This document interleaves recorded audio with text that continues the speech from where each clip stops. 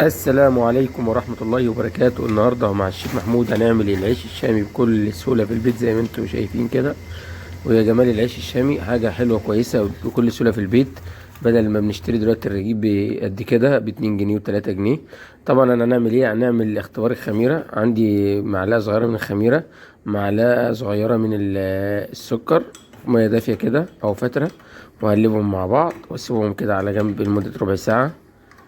طبعا عندي نص كيلو من الدقيق، هنزل عليه بمعلقة ملح صغيرة ومعلقة سكر كبيرة كده حوالي 12 جرام، وهقلبهم تقليبة كويسة. ده نص كيلو دقيق يعمل معانا 8 رغيفة، وزن الرغيف 100 جرام. وبعدين عملنا اختبار الخميرة زي ما انتم شايفين، الحمد لله بفضل الله نجح كده. الخميرة جاهزة وما عندنا لبن رايب، نزلت عجنت باللبن الرايب كان موجود عندي في التلاجة، وابدأ اعجن زي ما انتم شايفين كده، والف العجينه واحده واحده كده. اقعد الف في العجينه لحد ما ابدا العجينه تتكتل معايا، وابدا اخدمها.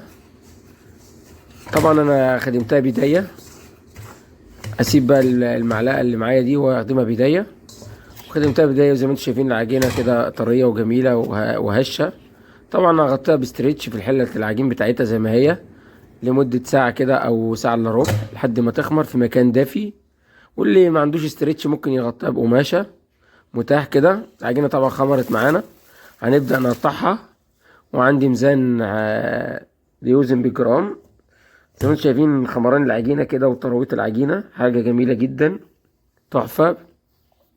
نقدر نعمل عجينه في البيت بكل سهوله. طبعا ارش رشه دقيق واقلب العجينه كده، وبعدين ابدا اوزن العجينه 100 جرام وادورها كده واسيبها تريح، وبعدين افردها. طبعا انا هنا بقطع العجينه واوزن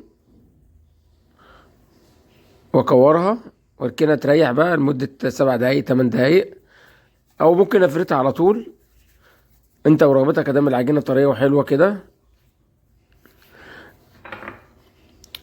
وببدأ بقى ارص العجين كده وببدأ افرده. وعندي هنا نشابة شبك اي حاجة ممكن اعملها بيها العجين او افرده بيها.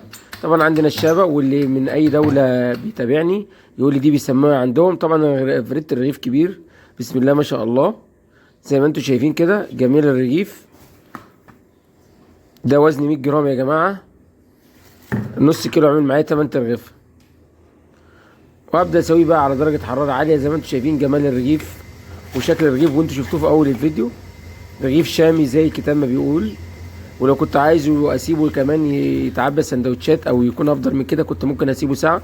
طبعا انا سيبته من ساعه ونص لساعتين متغطي العجين، وبعدين بدأت اسوي على درجة حرارة عالية وفوق وتحت عشان العجين الشامي بيحب الحرارة تكون عالية. وتابعوني معاكم الشيف محمود بيعمل لكم كل الوصفات. وده العيش الشامي البلدي السياحي بكل سهولة.